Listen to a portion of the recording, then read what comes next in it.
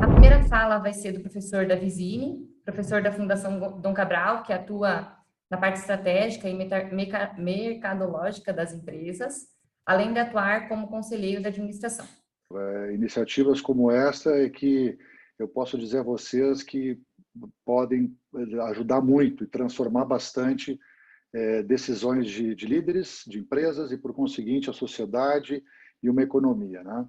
Aliás, um pouco do material que eu vou compartilhar com vocês, né, vai ser um material que eu usei bastante nos momentos críticos do ano passado, né, quando a pandemia, vamos dizer, se instalou e todos fomos pegos de surpresa, né?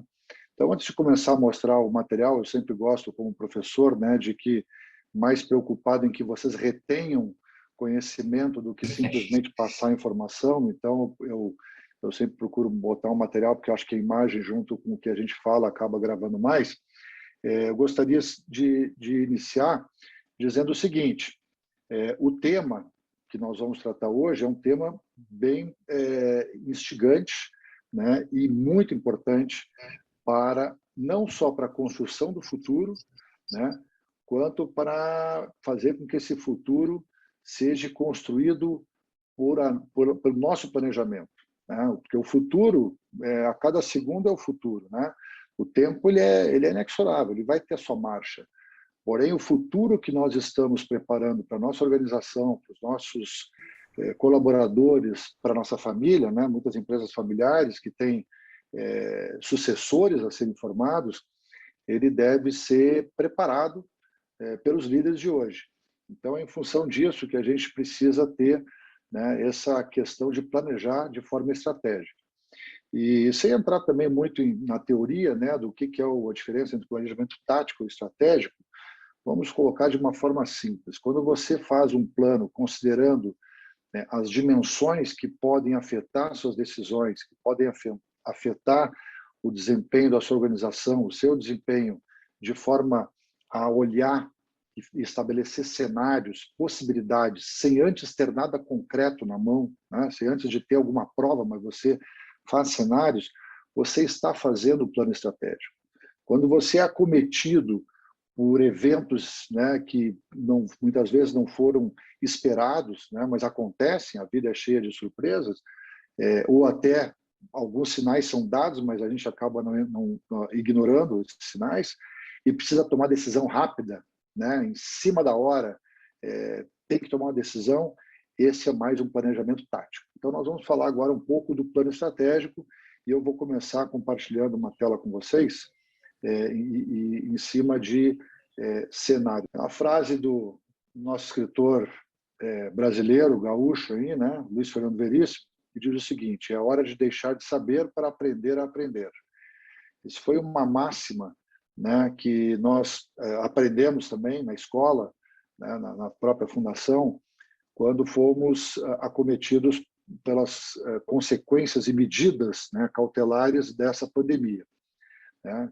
Então, nós tivemos que começar a aprender e reaprender aquilo que vínhamos praticando, né? E tivemos que realmente adaptar a uma nova realidade, né? E a questão é essa: quando a gente acha que tem todas as respostas, a vida vem e muda as perguntas, né? Isso tem um efeito maior para quem não estiver preparado. Para quem estiver preparado, tiver feito cenários, os efeitos serão mais controlados, né? E é disso que a gente vai tratar agora um pouco. Tá a tela do gráfico aí, Melissa? Tá? Isso, Okay. professor. Uhum. Tá bom.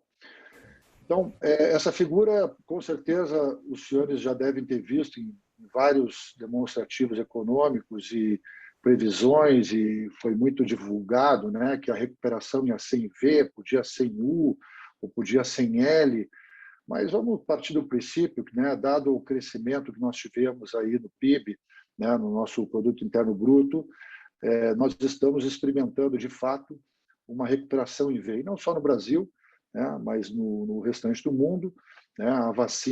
As vacinas estão dando certo, né? Existe uma atividade econômica pujante, né? Não é difícil encontrar empresários reclamando de falta de matéria-prima, né? Dificuldades de aquisição de insumos, aumento de preços, né? A própria inflação brasileira já dando sinais aí de uma de um aumento, né, preocupando, inclusive, as nossas decisões econômicas, mas o meu ponto aqui não é discutir isso, é simplesmente mostrar, né, que agora que já passamos o momento de queda, de parada de atividade, ou de quase parada da atividade econômica, né, nós agora estamos experimentando uma atividade que cada vez mais forte, né, retomando. Então, de fato, o cenário é esse aqui, né? Nós tivemos uma retração econômica, muitas empresas sentiram, de fato, tiveram as portas fechadas. Eu tenho clientes, né, amigos, enfim, que tiveram a venda interrompida, né? Simplesmente não podiam mais operar. E como é que faz para pagar custo fixo, né? Para pagar, inclusive, a folha, né? O governo entrou com algumas medidas, mas nem tudo isso é suficiente. Então, a empresa realmente foi pega de surpresa. Jamais, talvez, no pior cenário, ela poderia ter planejado uma situação como essa. Só que, na sequência, né, alguns setores mais rápidos, outros demoraram um pouco mais, né? O setor de serviços, o ano passado, eu tinha clientes no setor de transporte, no setor de alimentos, né?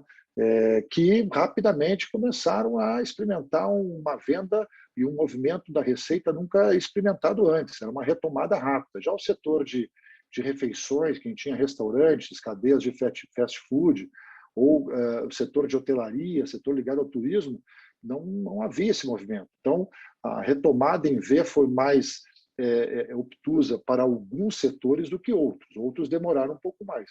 Mas hoje nós podemos dizer que praticamente todos os setores, né, já estão experimentando movimentos, receitas, volume de negócios equivalentes ao momento antes da pandemia, pré-pandemia, né?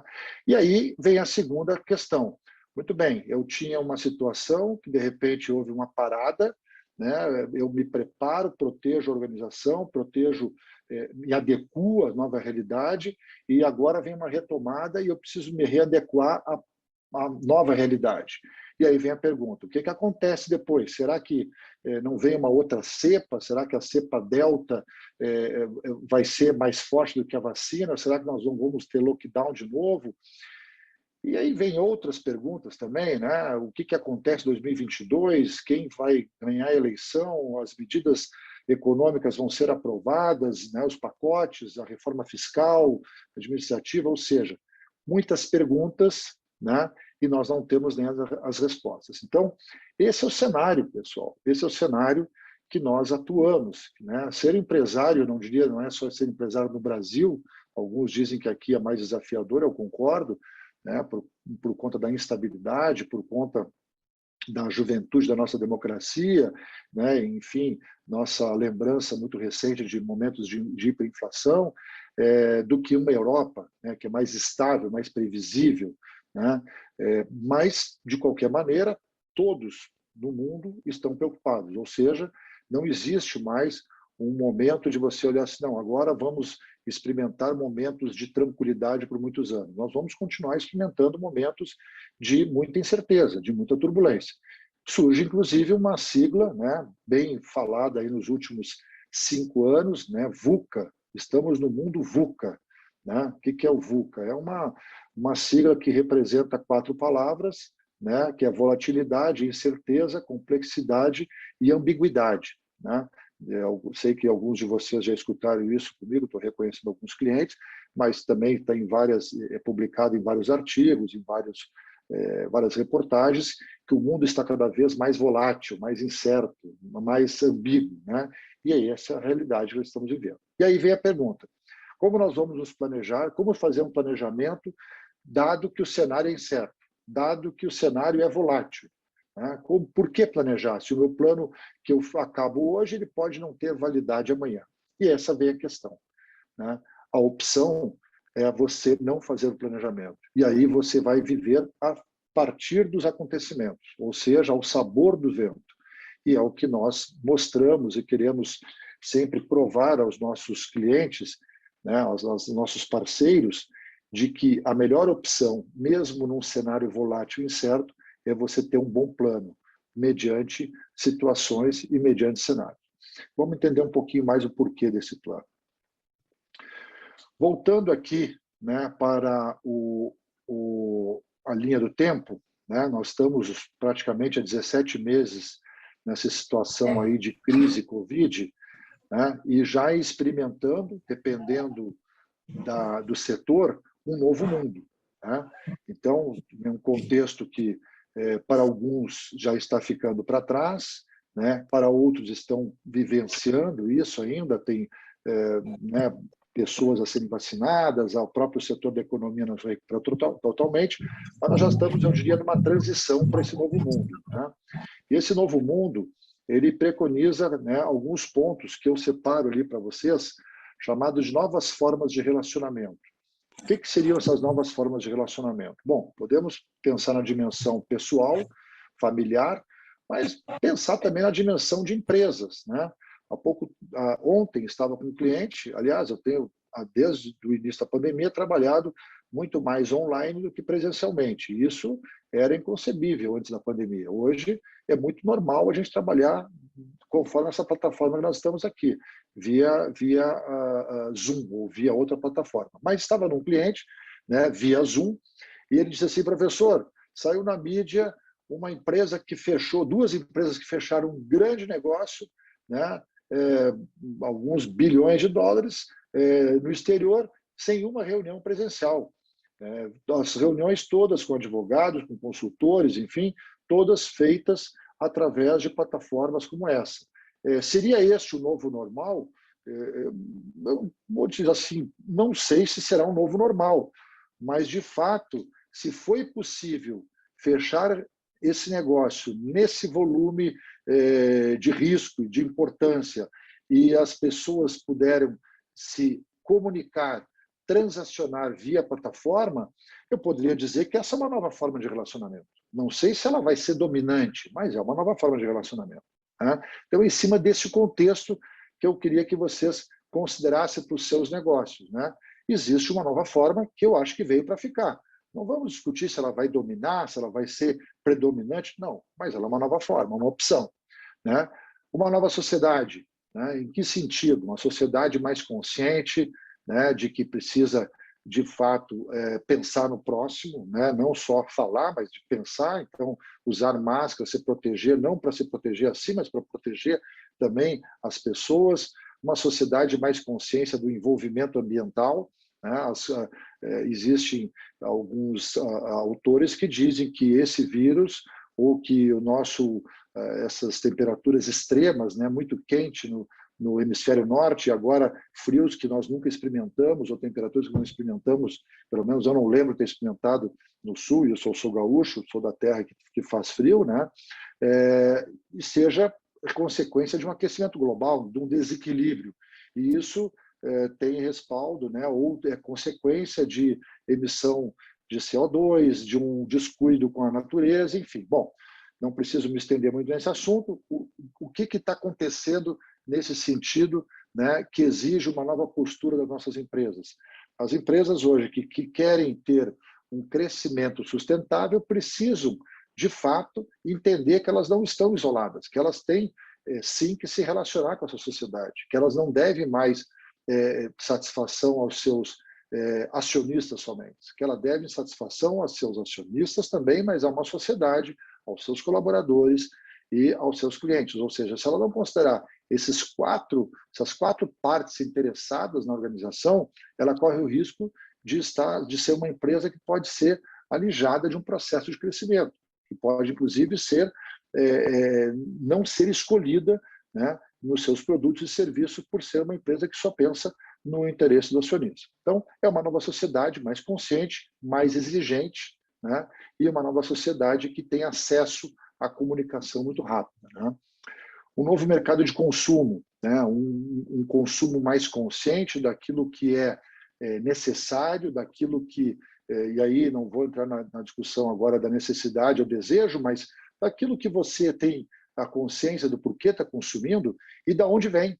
Né? Não são poucos os nossos clientes que precisam agora demonstrar origem de procedimento da cadeia produtiva, né? E saber se a empresa que fornece para eles é uma empresa que também pratica normas de respeito ao ambiente, a proibição de trabalho infantil, escravo, de uma série de outras coisas. Ou seja, existe uma sociedade que hoje procura cada vez mais se informar e consumir corretamente, né? Novas estruturas de mercados, novos modelos de negócios, né? Nós estamos hoje com uma economia, com um relacionamento que é permitido hoje você abrir uma empresa dentro de casa e você vender seu serviço dentro de casa.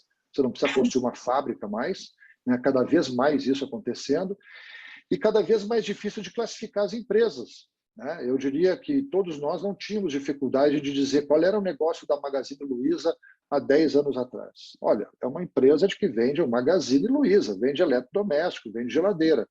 Hoje, acho que é meio difícil a gente classificar a Magazine Luiza como uma empresa, um magazine de venda de eletrodoméstico, né? Hoje ela é um quê? Um marketplace, é uma Amazon brasileira, é uma empresa que compra, né, por 3,5 bi um site, uma plataforma de venda de produtos de informática, e daqui a pouco compra uma empresa de logística, e daqui a pouco compra uma empresa de tênis.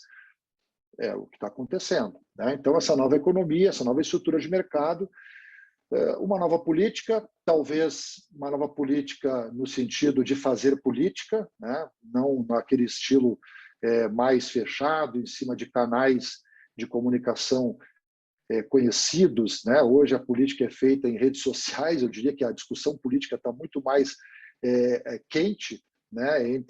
Muito mais presente nas redes sociais, ao alcance do nosso celular, do que efetivamente as pessoas estarem lendo o que sai no jornal A, B ou C, ou na revista, ou assistindo algum noticiário, né? Enfim, e por fim, muitas novas tecnologias, né? Então, tecnologias que vão quando a gente pensa em tecnologia, geralmente se pensa em tecnologia de comunicação, mas as vacinas que estamos experimentando, gente, são da mais alta tecnologia, né? Então, foi através de tecnologia, com o uso de tecnologia, que conseguimos antecipar o ciclo de preparação e distribuição de vacinas contra essa pandemia mundial. Então, a tecnologia está presente em vários setores, né? Nós poderíamos aqui destacar a geração de energia, a criação e desenvolvimento de alimentos. Outro dia, estava compartilhando com um cliente que tem um frigorífico, né, sobre uma empresa, ainda startup, que está fazendo carne para hambúrguer sem a vaca. Então, o propósito dessa empresa é o seguinte: nós vamos fazer o hambúrguer com o mesmo gosto, com a mesma capacidade, com a mesma consistência e propriedades proteicas, porém, nós tiramos a vaca, tiramos o boi da equação, tá? Então, a tecnologia hoje permite você ter uma abertura para vários campos, tá? Então, esse é o novo mundo. Esse é o cenário que nós estamos experimentando aí fora do nosso ambiente empresarial. Muito bem. E aí, gente, o que isso acaba provocando? Eu vou dar uma aceleradinha aqui, né, nesse gráfico. Melissa, o gráfico apareceu inteiro aí, né? Sim, professor. Tá. Então, basicamente, vocês estão vendo aí 4 momentos, né? Então, o momento anterior à Covid era o nosso negócio, ou o negócio da grande maioria das empresas, que estava programado a ter um crescimento constante. Talvez essa curva para alguns negócios fosse mais inclinada, para outros menos, mas aposto que nenhum dos senhores empresários planejou vender menos em 2020 do que 2019, né? Então, todo mundo planejou ter um crescimento.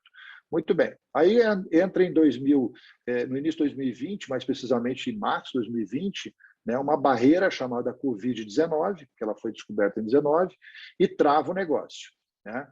E aí o que é pedido, o que é, vamos dizer, solicitado às organizações, né? A fazer a gestão da crise, né?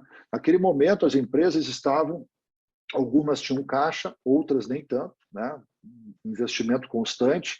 Então, o caixa não dava para sobrar um caixa, ou a sobra de caixa por decisão do empresário de investir na empresa, de comprar mais equipamento, de ampliar, e, de repente, para-se, né? A economia sofre um lockdown, alguns por tempo determinado, outros por mais tempo. O que passa a ser dominante nas organizações? Sobrevivência.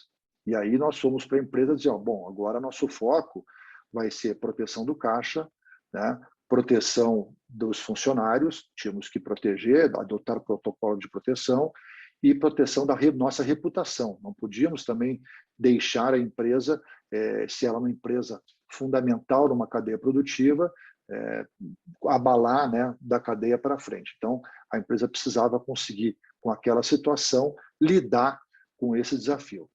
Bom, na sequência, fomos adotando novas formas de relacionamento, novas formas de venda, as empresas foram buscando uma recuperação, alguns setores, como eu já disse antes, se recuperaram um pouco mais rápido que outros, e aí passamos para uma outra fase, que a gente chama de gestão na crise. A crise continuava, né? Muitas pessoas ainda sem capacidade de consumir, de comprar, a economia em velocidade muito lenta, mas nós precisávamos, como empresários, nos reinventar, né? Precisávamos usar o quê? O que conhecíamos e até o que não conhecíamos. Aqueles projetos que, quando estávamos crescendo de forma natural, não haviam sido, vamos dizer, desengavetados, agora precisavam, de alguma maneira, vir à tona, porque, afinal de contas, precisávamos buscar novas alternativas, de buscar os mesmos mercados, de acessar os mesmos mercados, ou descobrir novos mercados, ou lançar novos produtos. Precisamos fazer a empresa sobreviver. Então, naquele momento, gestão na crise, a palavra de foco, as palavras de ordem eram foco total, né, no negócio, criatividade, resiliência, capacidade de voltar ao estado normal depois de uma nova pressão, vitórias rápidas, né, o quick wins, e tomar um certo risco. Né? Por que tomar um certo risco? Porque se íamos para novos mercados ou para novos produtos, ou os dois, nós estávamos arriscando, mas era necessário. Ou seja, fomos pressionados, de alguma maneira, alguns mais, outros menos, contra a parede. Precisávamos reinventar. E isso, se não foi do lado da venda, se não foi do lado do cliente, pode ter acontecido do lado da operação. Né? Na operação, adequação a protocolos, a capacidades limitadas de operação e até no acesso aos fornecedores. Tá? Bom, passado esse momento, para aquelas empresas que foram, né, trabalhando nessas fases, entramos na nova fase em que nós chamamos de transformação. E aí a fase que eu imagino, que eu penso, que eu acredito que estamos, alguns já estão nela, outros estão entrando nela, e que eu gostaria de convidar a todos os senhores a pensar com muito cuidado em relação a ela. Por quê? Porque aqui existem oportunidades para fazermos melhor, para fazermos diferente e para darmos uma nova trilha do crescimento da nossa empresa. Tá? O que significa a fase da transformação? Significa que nós passamos os momentos de parada, de crise, sobrevivemos, nos conhecemos melhor, né? Adquirimos musculatura, entendemos quais são as nossas competências de negócio, competências da empresa, capacidades de reação, e aí sim, não vamos colocar isso guardado, vamos aproveitar isso para acelerar em novos negócios, em um novo crescimento. Né? E aproveitar aquela retomada que mostramos que é uma retomada de economia. Então, significa dizer que quem vendia, por exemplo, só num modelo de negócio e que durante a pandemia teve que ampliar o seu modelo de negócio porque aquele tradicional estava em lockdown, estava parado, não precisa necessariamente agora voltar para o modelo anterior somente. Pode trabalhar com os dois. Pode trabalhar com a venda presencial ou com atendimento presencial e com a venda online. E por que não investir fortemente na venda online? E por que não conhecer melhor esse nosso cliente? Né? Afinal de contas, quando o cliente vinha na nossa empresa, né, para aqueles que faziam venda presencial, direta, muitas vezes a gente simplesmente atendia muito bem, mas, né, pegava o cartão, passava, ele recebia um boleto, e agora no online não, ele deixa pegadas digitais, ele deixa informação. Né? E aqueles que já estão no Digital 2.0, que não é só ter um site ou ter um canal de venda, que eu chamo de Digital 1.0, mas aqueles que já começam a buscar os dados, as informações das pegadas digitais, estes vão conseguir, inclusive, melhorar, colocando produtos mais atrativos a preços que esse cliente está disposto a pagar. Então, essa transformação é que nós não podemos deixar ela passar. nós temos que nos servir dela. Então, aí as palavras de ordem passam a ser fazer diferente, né? Fazer diferente abandonando aquilo que deu certo, afinal de contas, a pandemia está passando, né? Como disseram que ia passar e tal, e até 2019 nós temos 30 anos, 40 anos, 50 anos de história. Eu digo, não é que você vai abandonar, mas fazer diferente implica em você ter capacidade de manter aquilo que você é bom, que você faz certo, e conseguir trazer novas experiências e conseguir trazer novas trilhas e conseguir, ao mesmo tempo, abrir novos horizontes. Já já vou explicar como nós chamamos essa estratégia. Tá? Bom, e aí fazer diferente, ter um modelo de negócio diferente, diferenciado, né? Não ter o mesmo modelo. Muitas vezes a gente vai nas empresas e os executivos, e eles são treinados para isso. Eu fui executivo há 30 anos, eu sei o que eu estou dizendo. Nós somos muito bons em definição de metas e objetivos e cumprir a meta. Quando a gente é demandado para ter criatividade, para mudar o modelo, nós começamos a ter dificuldade, porque a gente quer adaptar o novo àquilo que a gente já sabe fazer. E na prática, naquela parte da gestão da crise, quando tinha que ter criatividade, era a criatividade de enxergar coisas que não eram vistas antes, conexões que não eram feitas, modelos de negócio que não eram feitos. Era o berço para essa transformação aqui. Estratégia como um processo. E aí sim entra o nosso planejamento estratégico. O planejamento estratégico não é para ser feito por tempo determinado, uma vez por ano, uma vez a cada 5 anos. O planejamento estratégico precisa estar inserido na organização. Olhar a empresa, olhar o mercado, olhar as forças que atuam no mercado, tanto o externo...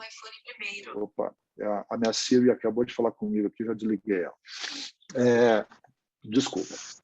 Olhar as forças que atuam, tanto as externas, distantes, que às vezes a gente se preocupa muito com elas, né?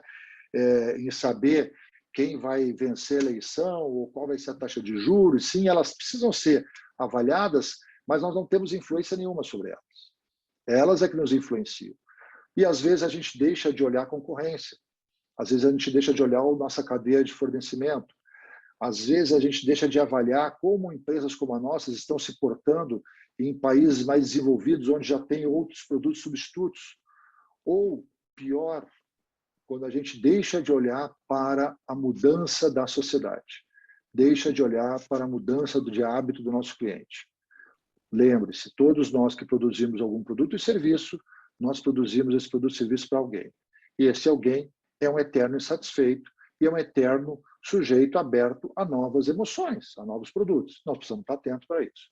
Então, isso faz parte da estratégia como processo, constantemente avaliar, constantemente sentar, pensar, colocar algumas premissas e ver como estão esses ambientes, tanto o externo mais distante quanto esse ambiente de negócio, que é o externo mais próximo. Uma gestão mais dinâmica, né? O que significa isso? Uma gestão com capacidade e com autonomia de tomada de decisão, né? De tomada de decisão e tomada de decisão rápida e avaliada não somente avaliada por aquilo que ela traz de resultado positivo, né? Porque quando nós vamos para um modelo de transformação, nós não vamos querer que o modelo de transformação já traga um resultado imediato, o quanto vai dar de EBITDA, quanto vai dar de lucro, né? O quanto vai crescer de receita. Se nós tivermos isso como foco, nós estamos usando os parâmetros do modelo tradicional para medir o novo. E não vai dar certo, nós vamos matar o novo. Então, o novo precisa ter outros parâmetros de medição. Muitas vezes, as empresas que são inovadoras, a medição é pelo número de projetos que falham e pela velocidade que eles falham, né? Parece assim um contrassenso. Poxa, mas parei, professor, quer dizer que na inovação nós temos que falhar? Sim, quanto mais cedo nós falharmos, mais barato fica e mais rápido nós vamos acertar e ter um modelo disruptivo. Então, é a forma como a gente consegue fazer essa transformação na empresa. E aí, por conseguinte, a inovação e aprendizado constante. Então, o que nós estamos mostrando dentro dessa situação, desse cenário, né, é essa necessidade que a empresa tem de não estar conformada ou não estar parada, no sentido de olhar constantemente para o cenário externo, para o ambiente externo, para suas competências e buscar sempre uma capacidade de alteração, de mudança, de se reinventar. Então, essas empresas eu costumo mostrar quando eu faço planejamento estratégico, no sentido de nós lembrarmos, né, que elas já foram líderes nos seus segmentos, que elas já foram percursoras das suas indústrias, né? E hoje são empresas que algumas estão vivas, como o caso da Xerox, Yahoo, né? A própria Kodak quase sucumbiu, mas está se reinventando. Outras desapareceram, Blockbuster, Bamerindo, o próprio BlackBerry, Vasco. Ou seja, mas elas falharam, as que estão vivas acertaram. Na prática, eu faço uma pergunta, né? O que essas empresas têm em comum? E a resposta é: essas empresas percorreram toda a curva, né, do crescimento, do nascimento, do crescimento, da maturidade ao declínio. E elas nos dizem o seguinte: não existe, né, empresa que não vai percorrer essas 4 fases da curva. A questão é quanto tempo ela vai ficar na fase que está. E mais importante do que isso, em que fase está a sua empresa? Se a sua empresa estiver na fase do crescimento, ótimo, continue crescendo. Porém, pense que a próxima fase é a maturidade. Se a sua empresa estiver na fase da maturidade, né, distribui lucro, está indo muito bem, o EBITDA está ótimo, está saudável, porém o faturamento está muito parecido nos últimos 3, 4 anos, né? Cresceu ali um pouco igual à inflação, ou seja, características de uma empresa madura, né? E a outra característica, dependendo da indústria, cada ano você sente mais pressão para diminuição de margem, né? Os seus concorrentes estão pressionando mais, tem mais concorrentes no mercado. Bom, aí é um ponto de atenção maior. Por quê? Porque a próxima fase é o declínio, né? Então, nós temos que pensar como líderes, não que a empresa vá durar o tempo que nós líderes estivermos dispostos ou durando. Se nós fizemos, nós montamos, nós trouxemos uma empresa para esse mundo e atraímos colaboradores, pessoas dispostas a nos acompanhar nessa jornada, nós temos uma responsabilidade de construção desse futuro de forma sustentável. E como é que é essa construção? Não deixarmos de constantemente avaliarmos o nosso desempenho, identificarmos onde estamos e prepararmos as etapas para buscar novas fontes de crescimento. Eu vou mostrar aqui rapidamente, que vou pular este aqui. Muito bem. Tá, Melissa, está a curva do crescimento e diferenciação? Tá? Isso aí. Muito bem.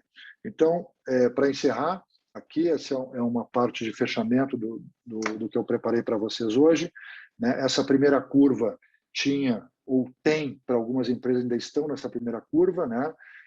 Alguns pilares que garantem o melhor desempenho. Então, se você tem um produto de qualidade, se você consegue dispor desse produto, fazer entregas de forma pontual para o seu cliente, e você tem preços competitivos, provavelmente você tinha muito sucesso.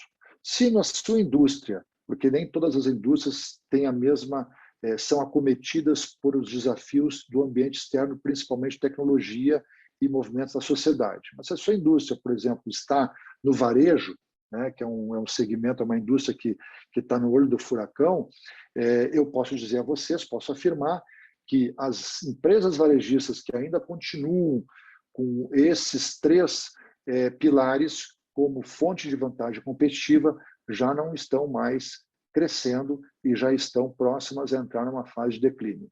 Por quê? Porque não é mais suficiente, né, essas condições. Ter o produto com qualidade que o cliente quer comprar, dispor do produto e preço competitivo, já não é mais suficiente para você sustentar o seu negócio. E o que vem na sequência? Vem esse novo ciclo, né?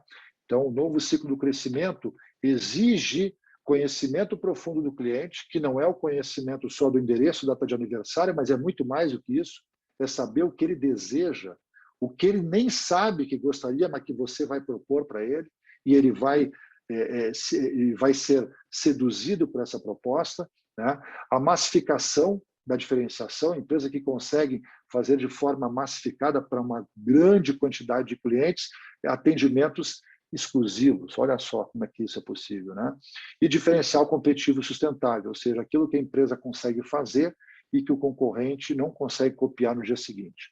Então, esse novo ciclo de crescimento abandonou o ciclo atual ou o ciclo anterior? Não, ele acrescenta, né? Então, as empresas que querem ter sucesso nessa nova curva de crescimento precisam ter a capacidade de atuar nas duas pontas, de desenvolver essa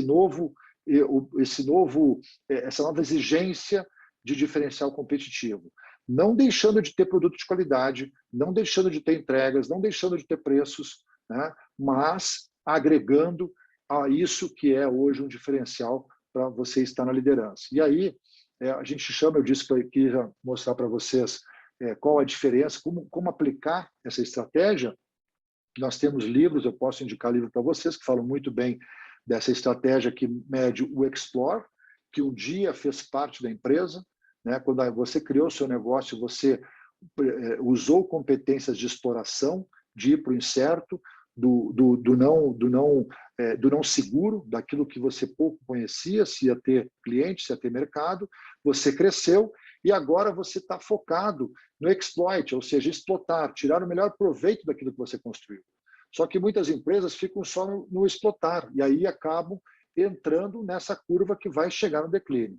As empresas que vão preparar o crescimento, elas ao mesmo tempo vão iniciar competência de export, novos negócios, aquela gestão para transformação que falávamos há pouco, para buscar um novo crescimento.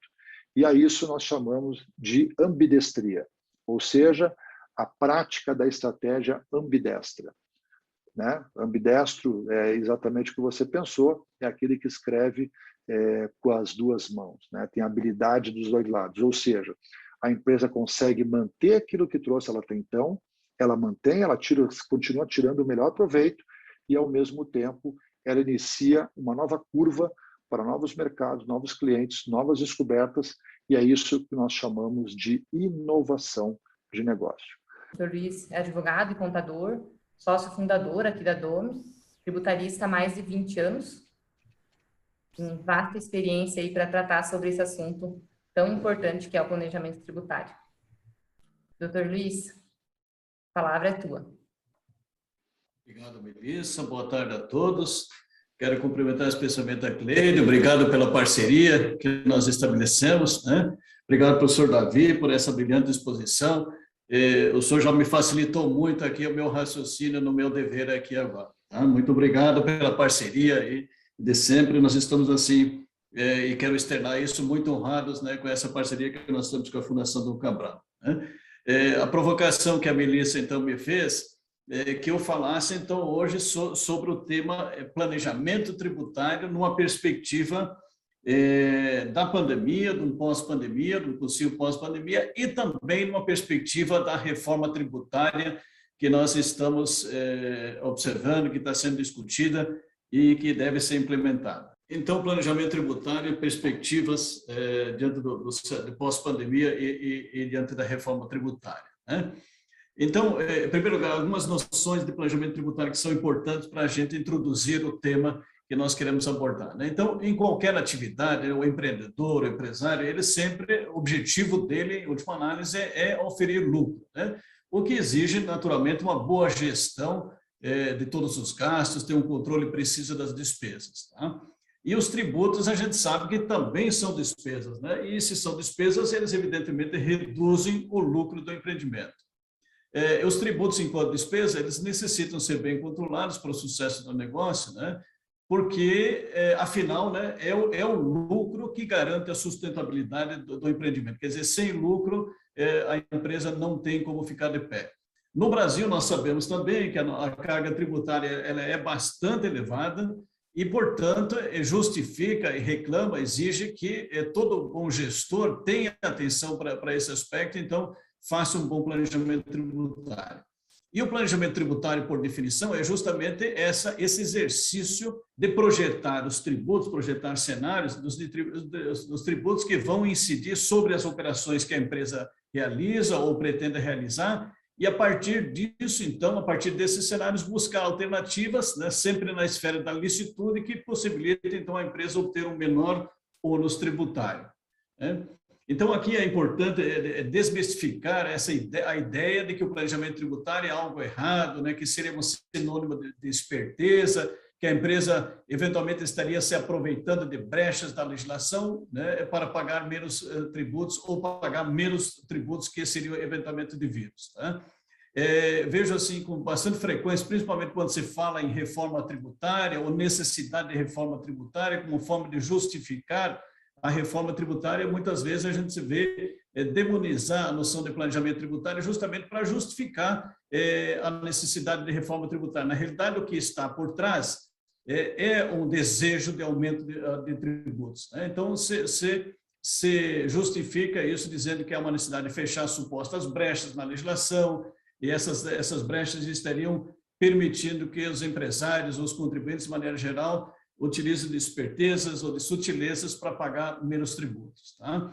Então, é importante frisar que, para ser considerado legítimo o planejamento tributário, ele precisa antecipar a ocorrência do fato gerador. Por isso mesmo, a noção de planejamento. Ou seja, a atuação da empresa ela deve ser antes de ocorrer o nascimento da obrigação tributária. E essa prática que nós já conhecemos, né, como elisão fiscal, quer dizer que a empresa se antecipa, planeja, se organiza, se estrutura antes que ocorra o nascimento da obrigação tributária, que ela não incida, então, numa obrigação tributária mais gravosa.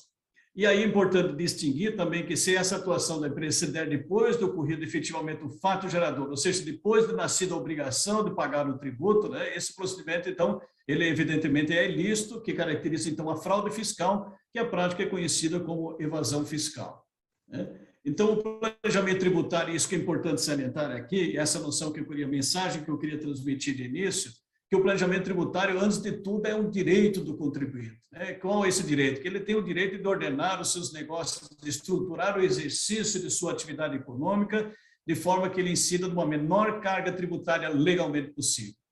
E é bom que se diga que esse fundamento, o fundamento jurídico do planejamento tributário, ele está assentado na Constituição Federal. E basta, então, aqui, e é importante lembrar, o artigo 170 da Constituição Federal, que estabelece, então, a valorização do trabalho e da livre iniciativa, que prevê claramente isso, lá no capítulo da ordem econômica. Nós temos no artigo 5º, né, o princípio da legalidade geral, segundo o qual ninguém é obrigado a fazer nada senão em virtude de lei, e nós temos ainda, no âmbito da ordem tributária, nós temos o princípio da legalidade tributária, né? Segundo o qual não é permitido nenhum ente instituir ou aumentar tributos sem lei que o estabeleça.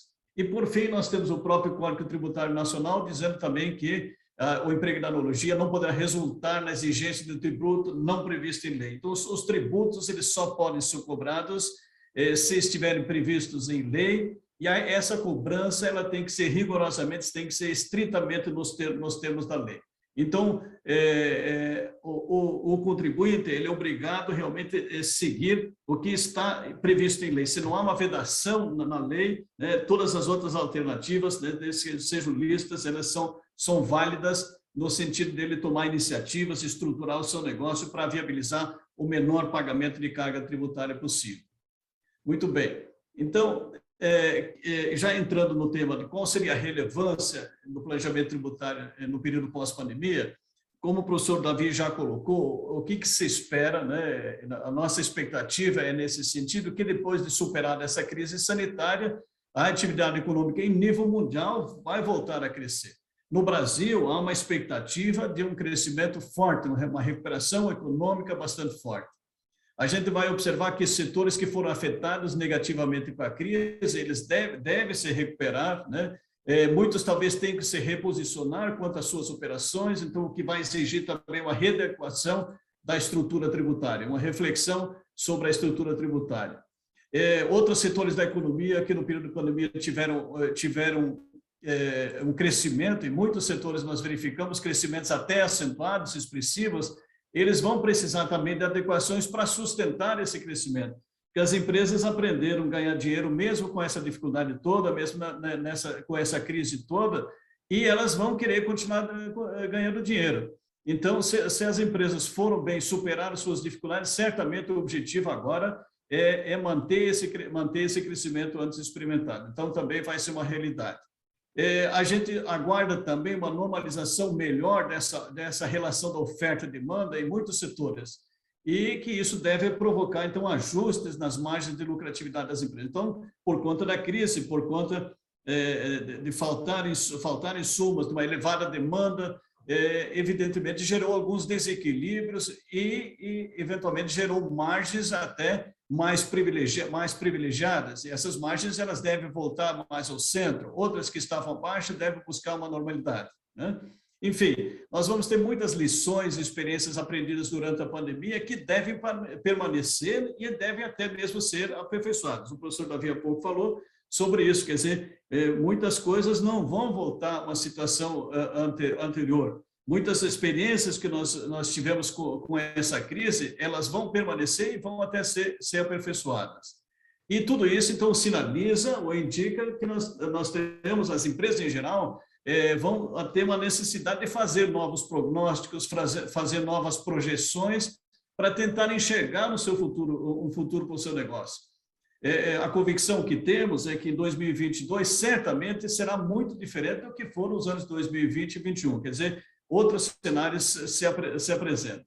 Então, os contribuintes, falando do aspecto tributário em específico, né, os contribuintes também precisam enxergar esses novos cenários econômicos, projetar uma carga tributária para a sua realidade da empresa e, a partir disso, tentar fazer ou, eventualmente, enxergar a necessidade de alguns ajustes, novos planejamentos tributários aos planejamentos já existentes, né?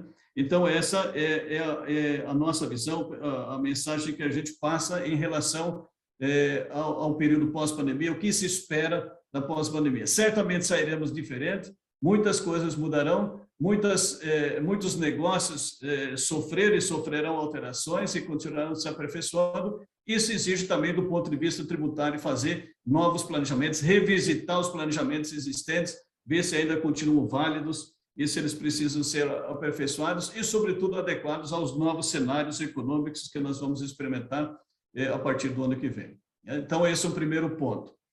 E o segundo aspecto que foi me incumbido aqui é falar um pouco em relação ao planejamento tributário voltado ou na perspectiva da reforma tributária que está em cogitação.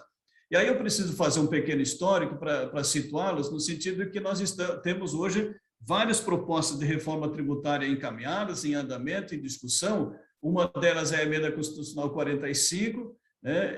Essa que tem a proposta de criar o Imposto sobre Bens e Serviços, o IBS, que viria a substituir, então, 5 tributos dos atuais, IPI, ICMS, ISS, COFINS e PIS, né?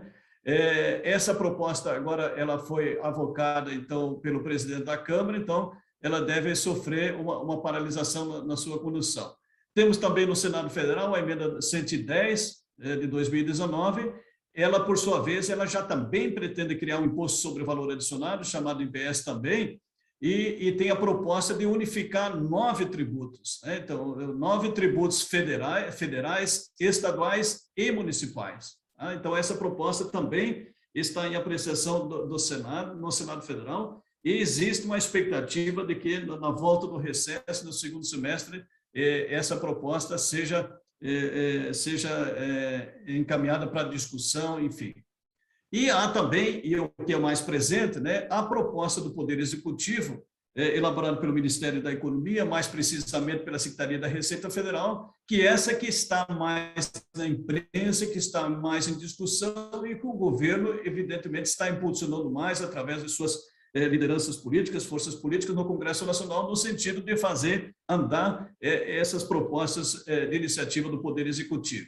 E aí, essa proposta do governo, ela estaria dividida em 4 fases, sendo que em relação às 2 fases já existem projetos de leis encaminhados e estão em tramitação no Congresso Nacional. Tá? Então, nós temos, em primeiro lugar, o projeto de lei 3.887, de 2020, então, ele que cria a CBS, né, que seria uma contribuição que vai unificar o PIS e COFINS. Então, seria um imposto sobre o valor agregado, que vai incidir sobre o valor agregado em cada etapa da circulação, sobre o faturamento. A alíquota prevista seria uma alíquota uniforme de 12%, e vejam que a previsão para entrar em vigor seria 6 meses após a sua publicação. E nós temos também já em andamento, fortemente discutido na imprensa, o projeto de lei número 2.337 de 21 agora, né, que justamente se propõe fazer as modificações importantes, relevantes, no imposto de renda das pessoas físicas, no imposto de renda das pessoas jurídicas e também tratando de uma forma bastante diferente as operações financeiras. E essa proposta, se aprovada, então, a ideia é que ela entre em vigor a partir de 1º de janeiro de 2022. E aí eu quero abrir um pequeno parênteses para conectar com aquilo que o professor Davi falou. Claro que isso tudo são ainda projetos, eles estão em discussão, vão sofrer certamente alterações no curso das discussões no Congresso Nacional, mas o fato é, e aí eu chamo a atenção, é que há uma previsão para entrar em vigor a partir do ano que vem. Quer dizer, se for o imposto de renda, seria a partir de janeiro. Se for a CPS, seria 6 meses a partir da sua publicação. Então, isso obriga as empresas a tentarem enxergar possíveis cenários que virão a partir dessa possível aprovação dessa reforma tributária em alguma medida. Nós temos também a fase 3, né, que seria a transformação do IPI no imposto eletivo, que se passaria a incidir sobre alguns bens específicos, cigarros, bebidas, assim por diante, e teríamos a 4ª fase, que seria a prometida desoneração da folha de pagamento e com a criação do imposto sobre operações digitais. Então, a estratégia do Poder Executivo é encaminhar a sua proposta de reforma tributária de forma faseada, de forma fatiada, e com o objetivo único de facilitar a tramitação, de facilitar a sua aprovação. Quer dizer, a aprovação ela não precisa necessariamente ser na ordem que foram apresentadas, quer dizer, o governo pode priorizar, dar mais força e ênfase para aquelas matérias que forem de seu interesse. Então, são essas 4 fases projetadas. Muito bem.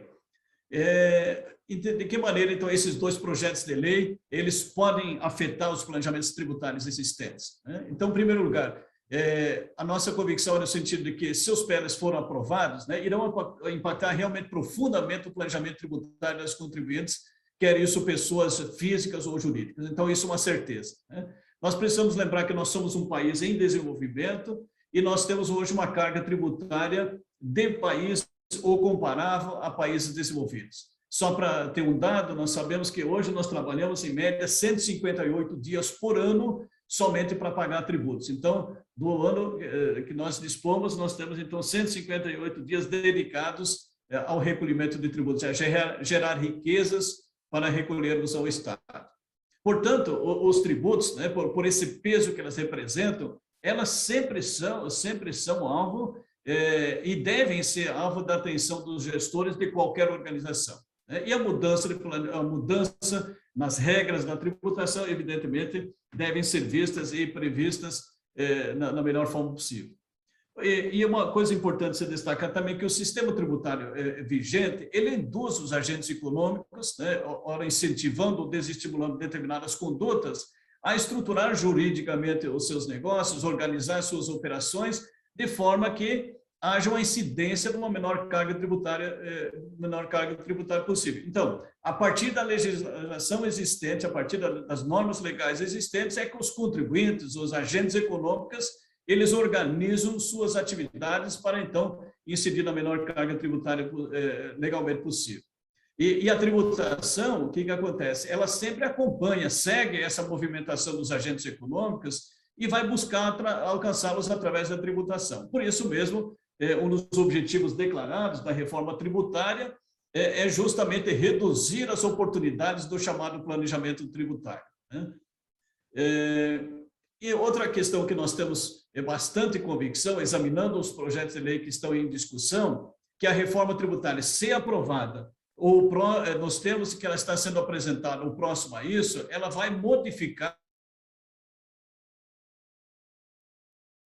e isso irá impactar aí a necessidade de planejamento, de antever, a gente já se preocupar com esse assunto, irá impactar os orçamentos empresariais do exercício 2022 e que serão elaborados agora nos próximos meses. Tradicionalmente, as empresas, a partir de setembro em diante, né, começam a se ocupar com o orçamento de 2022. Fato é que no ano de 2022 nós podemos estar diante de um regramento tributário totalmente diferente e, portanto, com uma carga tributária diferente que para alguns setores pode ser bastante importante.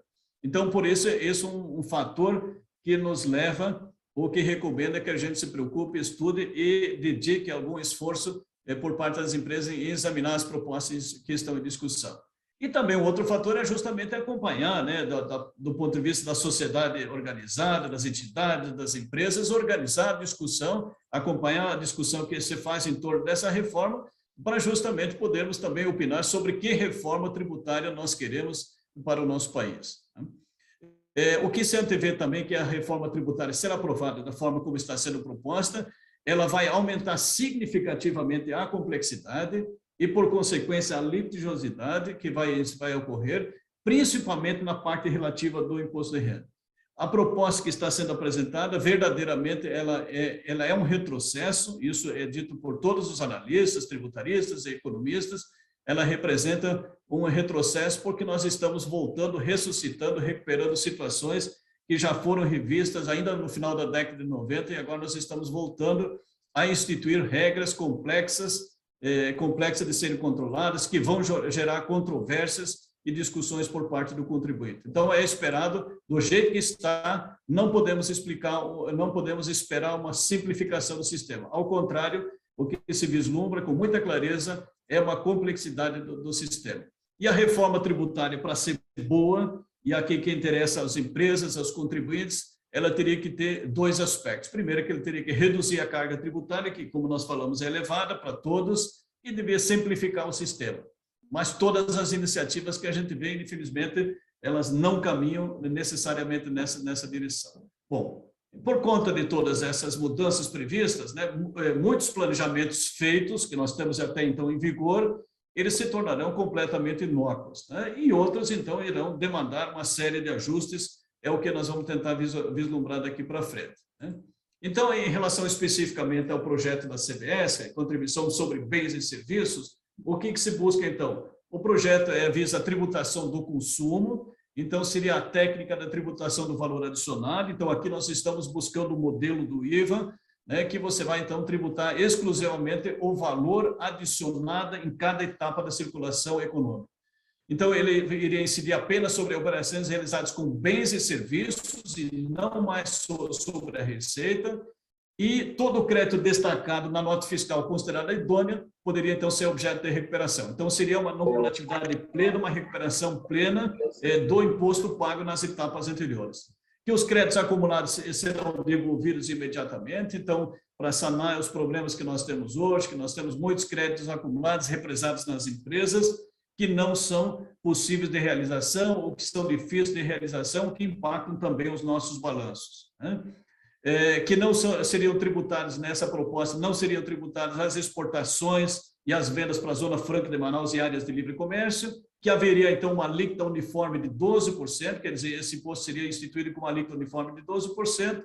Existem algumas isenções previstas, que eu destaco aqui, que interessa para os nossos clientes, no meio que nós atuamos, principalmente os produtos da cesta básica, que seriam completamente isentos, a venda de imóveis residenciais novos usados para pessoa natural, pessoa física, e também o ato cooperativo seria isento da contribuição da CBS. Haveria também alguns poucos créditos, dois especificamente créditos presumidos, um para produtos primários e outro para serviços de transportes autônomos.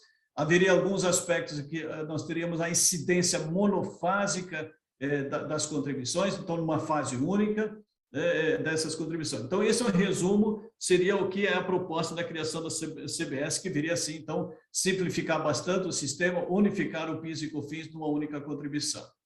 O que a gente pode imaginar, examinando o projeto de lei, quais seriam as possíveis consequências e quais seriam as possíveis ações que caberiam às empresas em termos de planejamento aqui até a entrada em vigor dessas novas medidas, né? Então, a primeira ideia é que esse projeto ele tende a beneficiar a indústria em geral, né? Porque as indústrias, principalmente aquelas que estão sujeitas a uma tributação plena, que tem uma cadeia de débito e crédito perfeita, plena, eles devem ter uma diminuição de carga tributária que vão poder fazer uma recuperação integral do imposto pago nas etapas anteriores e vão se limitar a pagar essa contribuição sobre o valor efetivamente acrescido, agregado na sua operação. Há, sem dúvida, uma expectativa também que o setor primário e os setores de prestação de serviço, eles serão afetados por uma elevação dessa carga tributária, justamente porque esses segmentos, então, eles teriam reduzidas possibilidades de tomada de créditos por conta das etapas anteriores, porque eles estão situados no início da cadeia produtiva ou porque a prestação de serviços, em geral, não comporta tantos créditos assim. E eles vão suportar, então, uma elevação da alíquota que vai para 12%. Também o alerta que você faz aos produtores rurais, agropecuários, né? Então é necessário rever o planejamento existente no sentido de reavaliar se continua sendo vantagem ou se é vantagem explorar, né, a atividade na pessoa física ou na pessoa jurídica. Hoje, a grande parte das atividades rurais são exploradas na pessoa física, mas existem alguns negócios, algumas atividades que a opção é a exploração através da pessoa jurídica. Então, esse é um processo, como se trata do setor primário, é um segmento que deve ser reavaliado com bastante atenção. E um aspecto também, outro ponto importante, seriam as empresas do lucro presumido, que precisam avaliar se esse regime continua sendo vantajoso, né, pois nós sabemos que a alíquota que hoje de PIS e COFINS que as empresas optantes do lucro presumido pagam é 3,65% sobre o faturamento, que passaria a ser elevada para 12%. E a alíquota do PIS e COFINS, ela seria de 12%, seria equiparada também às empresas do lucro real. Ou seja, o PIS, e, aliás, a CBS, não vai ser mais fator de distinção entre empresa optando do lucro presumido ou lucro real. Ambas irão pagar a alíquota de 12% da contribuição. E aí cada segmento, cada empresa, né, convém avaliar para tentar quantificar as possibilidades de créditos que a empresa tem para ver como é que fica a carga final, a carga tributária final nesses segmentos. Então, esses setores recomenda-se que avaliem melhor, né, que certamente sofrerão um impacto com o aumento de carga tributária. Em relação ao projeto do imposto de renda, o projeto de lei 2.337, então, nós temos aqui, primeiro, as pessoas jurídicas afetadas, fortemente afetadas por uma série de medidas, e também as pessoas físicas, como veremos logo em seguida. Então, a primeira questão é a questão do juros sobre capital próprio. Então, hoje as empresas, elas podem deduzir como despesa dedutível nos seus balanços os juros que eles pagam sobre o capital próprio dos sócios. Então, esse benefício, ele proporciona, então, uma economia de imposto de renda e contribuição social na pessoa jurídica da ordem de 34%, ao passo que a tributação desses juros, ele só sofria 15% de tributação de imposto de renda. Então, era vantagem, então, deduzir o juros sobre o capital próprio como despesa, porque você economizava 34% de imposto de renda e contribuição social e pagava apenas 15% de imposto de renda. A partir de 2022, então, esse projeto ele acaba com esse benefício, ou seja, o juros sobre capital próprio não poderá mais ser deduzido. Tá? Então, mas mesmo assim, cabe uma avaliação no sentido de que, às vezes, pagar juros sobre capital próprio, mesmo pagando os 15% e mesmo não sendo dedutível, de repente é melhor, em alguns casos, do que pagar o imposto de renda sobre os dividendos, que nós vamos ver logo em seguida. Né? Então, a avaliação que se faz, que essa é uma medida assim, bastante negativa, que afeta bastante as empresas. Muitas empresas estavam utilizando desse mecanismo para a redução de sua carga tributária. Era um mecanismo considerado inteligente, que visava justamente incentivar a capitalização das empresas, incentivar os sócios, os acionistas a deixar o seu dinheiro na empresa e fazer esse dinheiro gerar novas riquezas. Né? Esse era um modelo considerado bem sucedido, que foi criado pelo Brasil, e por ser um modelo bem sucedido de capitalização das empresas, é um modelo que estava sendo estudado e copiado por muitos outros países. Né? E nós, na contramão, agora queremos então eliminar esse avanço que nós tivemos outrora. Então, para nós, o que fica é uma situação irremediável, que o PL efetivamente vai eliminar, se aprovado, uma importante oportunidade de redução de carga tributária para as empresas. Quer dizer, aí não há medida que possa proteger, porque simplesmente essa oportunidade não vai mais existir. Então, primeiro aspecto, juros sobre capital próprio não passa mais a ser dedutivo para as empresas a partir de janeiro de... Então, outra medida bastante discutida é a tributação, a proposta de tributação de lucros e dividendos. Então, nós sabemos hoje que os dividendos hoje, quando são distribuídos na pessoa física dos sócios, aos sócios, ou, enfim, aos acionistas, eles não são tributários. E a proposta prevê justamente a incidência de imposto de renda a uma alíquota de 20%. E esse imposto seria considerado exclusivamente na fonte e haveria apenas uma exceção, então, para os valores recebidos por pessoas físicas pagos por microempresas e empresas de pequeno porte, eles ficariam isentos até o limite de R$20 mil mensais. As demais pessoas, as demais distribuições de lucro, então, elas sofreriam a incidência de 20%. Então, uma outra medida dessa proposta é que o aumento de capital social, então, a utilização dos lucros para aumentar o capital social não ficaria sujeito à tributação, desde que a empresa atenda alguns requisitos, né, principalmente não faça a restituição de capital social aos sócios nos 5 anos anteriores e também não nos 5 anos subsequentes à incorporação dos lucros ao capital social.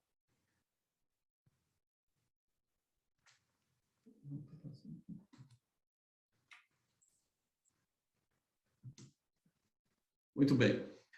Em relação à tributação dos lucros e dividendos, né, o que nós percebemos? Quer dizer, haverá, sem dúvida nenhuma, né, um aumento de carga tributária substancial. Quer dizer, essa vai ser a fonte de recursos que o governo justamente almeja buscar. Lembrando que hoje nós temos o quê? Uma tributação de 15% de imposto de renda, né, a alíquota é de 15%, mais um adicional de 10% e mais 9% de contribuição social. Então, as empresas, elas pagam, via de regra, 34% do seu resultado é destinado a pagar imposto de renda e contribuição social. Pelo projeto de lei, então, se propõe uma redução dessa alíquota do imposto de renda de 10%, no primeiro momento seria reduzido para 12,5% agora em 2022, e a partir de 2023 essa alíquota viria para 10%. Então, imaginem os senhores, nós vamos ficar com a alíquota de imposto de renda de 10%, acrescido no adicional de imposto de renda de outros 10%, mais a CSL de 9% e mais uma tributação de dividendos de 20%, nós vamos chegar a uma carga tributária sobre os lucros que efetivamente vieram ser distribuídos da ordem de 49%. Então, realmente, tudo vira imposto de renda aqui, né? Então, o que se imagina, o que se discute é que o país realmente será certamente menos atrativo para os investidores, quer dizer, fora os outros problemas que nós já temos enquanto país, problemas políticos, de estabilidade, de continuidade, ambientais, e assim por diante, nós devemos sofrer com essa elevação de carga tributária e, sobretudo, com a quebra de regras, até então conhecidas e existentes, e isso certamente prejudicará, tornará, do ponto de vista de investimentos, o nosso país menos atrativo. Uma outra medida que se espera de imediato, que é essa, realmente sendo aprovada essa tributação de dividendos, que é uma proposta quase que inegociável por parte do Ministério da Economia, que haverá uma distribuição antecipada de dividendos agora, daqui para o final do ano. E essa distribuição antecipada certamente irá afetar a estrutura de capital das empresas, irá afetar o caixa das empresas, porque as empresas que tiverem lucros para distribuir, elas certamente farão essa distribuição agora até o final do ano, justamente para se antecipar a entrada em vigor dessa nova legislação, então não serem obrigados a fazer o recolhimento sobre esses lucros até então existentes no balanço. Isso é uma medida que também vai ser nociva certamente. Existe também uma promessa, então, como nós já falamos aqui, que nessa proposta de redução, quer dizer, para compensar o aumento de carga que haverá em função da tributação dos dividendos, a proposta, então, é reduzir a alíquota do imposto de renda, que hoje é 15%, que seria reduzida no ano que vem para 12,5% e a partir de janeiro de 2023 para 10%. No entanto, a gente percebe claramente que essa redução de alíquota ela não é proporcional ao aumento de carga experimentado por conta da tributação dos dividendos e por conta da retirada da dedução dos juros do capital próprio. Então, há, sim, uma pequena redução, mas que de longe não compensa o aumento de carga que a gente vê por conta das outras medidas. Outra medida que está sendo proposta é justamente uma mudança do período de apuração. Quer dizer, hoje nós temos, então, o período de apuração trimestral e o período de apuração anual, com pagamentos mensais por estimativa, e a partir do ano que vem a proposta do Executivo é no sentido de que todas as empresas sejam obrigadas a fazer a apuração do imposto de renda de forma trimestral. E isso vai ter um impacto, então, na questão da compensação de prejuízos fiscais, porque hoje, como a legislação é em vigor, os prejuízos fiscais eles não podem ser compensados integralmente. Então, sofre uma limitação, quer dizer, a compensação de prejuízos fiscais ela está limitada a 30% dos lucros existentes no período. E aqui vai ter uma regra específica, então, para contornar esse problema, que os resultados, os prejuízos apurados dentro dos trimestres, eles não sofreriam, então, essa limitação na compensação dos prejuízos fiscais. Existe uma regra também bastante importante que vai afetar muita gente, até pessoas físicas, que existe uma obrigatoriedade de algumas situações em que as empresas passam a ser obrigadas a apurar o imposto de renda e a contribuição social com base no lucro real. Cito aqui um caso específico que é muito comum, né, quando as empresas que têm receita no ano calendário anterior, superior a 50% da sua receita bruta decorrente, entre outras aqui, de aluguéis ou compra e venda de imóveis próprios. Então, muitas pessoas têm hoje suas economias aplicadas em imóveis. Esses imóveis eles estão locados, geram renda, e esses aluguéis eles são recebidos através de pessoas jurídicas, geralmente tributadas pelo lucro presumido, estão sujeitas às regras de tributação do lucro presumido, que, em última análise, oferece, então, a tributação 32% da receita. E depois de pago esse imposto de renda da pessoa jurídica, esses lucros são distribuídos aos sócios até, então, sem incidência nenhuma. Daqui para frente, então, eles vão necessariamente ter que ser tributados com base no lucro real, significa que 100% do lucro efetivamente auferido, vão estar sujeitos à incidência de imposto de renda e contribuição social, né? Então, certamente, 100% é muito diferente do que 32% que nós tributamos hoje no lucro presumido, e temos que adicionar também que existe a expectativa de tributar os dividendos. Então, além de ter esse agravamento por conta da adoção obrigatória do regime do lucro real, também passaria a sofrer a incidência dos dividendos. De maneiras que os planejamentos tributários existentes para esse tipo de empresas, que hoje estão basicamente sendo exploradas através de pessoas jurídicas, certamente deixarão de ser interessantes, de maneiras que cabe aos contribuintes avaliarem, e certamente vai ser melhor voltar a tributar os aluguéis na pessoa física, estando, portanto, sujeitos a uma incidência de imposto de renda com base na tabela progressiva, que pode chegar, então, a 27,5%.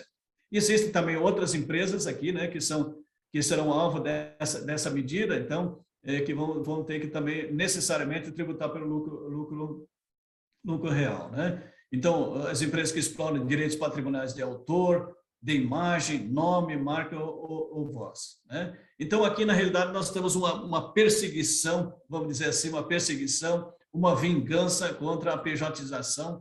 Na realidade, todo esse processo, como eu falava no início, quer dizer, por conta da incidência tributária até então existente, a economia, os setores, os agentes econômicos se organizaram e voltaram muitas das suas atividades, a exploração de muitas atividades, através de pessoas jurídicas tributadas com base no lucro presumido. E o governo, percebendo isso, então, ele coloca agora regras, né, obrigando determinadas atividades dessas a necessariamente seguir as regras do lucro real. Uma outra medida que está em discussão, que diz respeito à devolução de participações no capital social. Então, quando a empresa faz a devolução de capital social mediante a entrega de bens ou direitos da empresa, ela até então tinha a opção de fazer essa devolução avaliando esses bens com base no valor contábil ou com base no valor de mercado. E agora a regra passa a ser que necessariamente essa devolução de bens e direitos deva ser feita com base no preço de mercado. E essa medida, então, vai gerar, evidentemente, um ganho de capital, né, sobre esses bens e direitos, e o ganho de capital, então, vai gerar o pagamento de imposto de renda. Então, por isso que você recomenda daqui por diante também, até o final do ano, as empresas que eventualmente tenham em mente, tenham interesse de devolver capital social, né, através de bens e direitos, que façam essa devolução, procure fazer isso, agilizar essa devolução, para que ela ocorra dentro desse exercício ainda e assim tentar evitar incidir nessa tributação. Isso é bastante comum nas atividades rurais, valorização de imóveis rurais que tem bastante, sofrem bastante essas situações. Uma outra medida bastante importante, né, para as empresas do lucro presumido é justamente a revogação da possibilidade de dispensa da escrituração contábil. As empresas, embora exista uma legislação, o Código Civil prevê que as empresas, todas as empresas, devam ter uma contabilidade regular, com base nas normas societárias e contábeis, o fato é que, para efeitos fiscais, a legislação previa que as empresas do lucro presumido estariam dispensadas de ter uma escrituração contábil regular, desde que elas tivessem livro caixa contendo a movimentação econômica e financeira, inclusive bancária. E a partir de agora, então, o novo projeto prevê justamente essa revogação. Então, todas as empresas do lucro presumido, a partir do ano que vem, elas vão ter que apresentar a sua escrituração contábil regular, cumprir todas as obrigações acessórias. E nesse ponto, então, a gente chama a atenção justamente para que as empresas, então, que estão no lucro presumido, para que olhem para as suas contabilidades no sentido de que elas de fato atendem a todas as regras, né, legais e também as normas contábeis para se enquadrar dentro dos requisitos para atender, enfim, a legislação contábil e também fiscal, né? Então, essa é uma medida bastante importante que vai afetar, né, muitas empresas também. Em relação às pessoas físicas, nós temos aqui algumas novidades também. Então, a primeira positiva, né, comemorada, que seria, então, um reajuste, finalmente um reajuste da tabela progressiva do imposto de renda. Então, as faixas, a primeira faixa seria reajustada em 31,30%, né? Então, a faixa de isenção vai até R$ 2.500 a partir de janeiro. E as demais faixas, elas foram reajustadas, então a proposta é reajustá-las em 13,62%. Uma outra medida que também é prejudicial, então o aumento efetivamente o reajuste da tabela progressiva é bom, mas existe uma contrapartida que seria o desconto simplificado de 20% que nós fazemos hoje, que nós temos a possibilidade de fazer hoje na nossa declaração de renda de pessoa física, ou seja, nós podemos descontar 20% da nossa receita, não pode mais ser feito por todos os contribuintes, apenas aqueles que oferirem receita tributável de até R$40 mil por ano, né? Os demais vão ter que necessariamente só utilizar os descontos legais previstos. Também deve afetar o aumento de carga para muitos contribuintes pessoa física. Nós temos uma outra medida bastante importante, que vai afetar bastante o setor imobiliário, principalmente, né, que é a revogação da isenção do ganho de capital sobre bens de pequeno valor. Então, hoje nós temos uma regra que diz que os ganhos de capital oferidos sobre a alienação de bens de pequeno valor, no caso de ações negociadas em balcão, era 20 mil, e os demais bens, 35 mil, eles eram isentos. E agora essa regra passa a ser revogada, de maneiras que qualquer alienação, qualquer ganho de capital, em tese, vai ser alvo de tributação. E uma grande medida, importante medida, que vai requerer e vai afetar bastante os planejamentos tributários, vai criar uma série de possibilidades de planejamento, diz respeito à possibilidade de atualização dos bens imóveis. Então, vai ser instituída uma regra no sentido de que será permitido que os bens imóveis localizados no Brasil, no país, que tenham sido adquiridos com recursos de origem lícita até 31 de dezembro de 2020, por pessoas físicas também residentes no país, eles devidamente declarados por imposto de renda, então esses bens eles podem sofrer atualização a valor de mercado. Então, quem pode fazer essa atualização são os proprietários, os promitentes compradores e também os inventariantes. né? E vai ter um período de opção, quer dizer, esse período vai ser de 1º de janeiro a 29 de abril. Neste período, então, vai ter que ser feita essa opção e declarada para a Receita Federal. A diferença entre o valor pelo qual o bem está na declaração de imposto de renda e pelo valor que vai ser atribuído, o valor de mercado, ela vai ser considerada como acréscimo patrimonial. E esse acréscimo patrimonial, então, ele sofreria uma incidência de 4% de imposto de renda. Então, o projeto de lei prevê que os contribuintes possam atualizar seus imóveis sobre essa diferença de atualização, então, recolher até 29 de abril, melhor, do ano que vem, o imposto calculado à alíquota de 4%. Essa tributação seria, então, definitiva. E que, nesse caso específico, então, não se aplica nenhum fator de redução de base de cálculo, de alíquota ou qualquer outro benefício que esteja em vigor até agora. E a possibilidade de atualização, ela se aplica, no caso de imóvel real, somente em relação à terra nua. Então, essa atualização, ela pode ser, na nossa visão, uma boa alternativa de planejamento tributário, né, porque nós sabemos que, atualmente, o ganho de capital na alienação de imóveis, ele sofre uma incidência de imposto de renda, cuja alíquota vai de 15% a 22,5%. Né? Mas, no entanto, nós temos que analisar cada caso, quer dizer, não podemos sair atualizando todos os bens. Então, cada bem específico, cada contribuinte deve analisar a sua situação especial, porque existem bens que estão sujeitos a fatores de redução, que os bens, principalmente os mais antigos, existentes há muito tempo, né, eles têm outros benefícios previstos na legislação. E, então, eventualmente, temos que comparar se esses benefícios já existentes, eles realmente são aquém do novo benefício que vier a ser instituído. Né? Importante chamar a atenção que esse processo ele pode ser aplicado também para processo de inventário em curso. Então, existem muitas situações de inventários pendentes, porque quando chega no momento de pagar os tributos, né, as coisas ficam um pouco mais difíceis. Então, existem muitos inventários em andamento e está pendente essa questão relativa aos tributos. Então, agora seria uma oportunidade também de visitar esses inventários para fazer eventualmente o pagamento desse tributo numa situação mais vantajosa.